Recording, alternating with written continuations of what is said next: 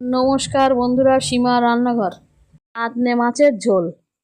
বেগুন আলু কেটে ধুয়ে নিলাম, মাছগুলো কেটে ধুয়ে নিলাম, লবণ দিলাম, হলুদ দিলাম, মাছের গায়ে মাখিয়ে নিলাম, কড়া বসালাম, সর্ষের তেল দিলাম, তেলটা গরম করে মাছগুলো ছেড়ে দিলাম, মাছগুলো ভালো করে ভেজে নিলাম, মাছগুলো তুলে নিলাম, সর্ষের তেল দিলাম, বেগুনগুলো তেলে দিলাম, বেগুনগুলো ভেজে তুলে নিলাম, আলুগুলো তেলে দিলাম, আলুগুলো ভেজে তুলে নিলাম, সর্ষের তেল দিলাম, পেঁয়াজ দিলাম, কাঁচা লঙ্কা দিলাম, আগে থেকে ভেজে রাখা আলুগুলো দিয়ে দিলাম, লবণ দিলাম, হলুদ দিলাম, জিরের গুঁড়ো দিলাম, কষে নিলাম, চিনি দিলাম, জল দিলাম, আগে থেকে ভেজে রাখা বেগুনগুলো দিয়ে দিলাম, কিছুক্ষণ ফুটিয়ে নিলাম,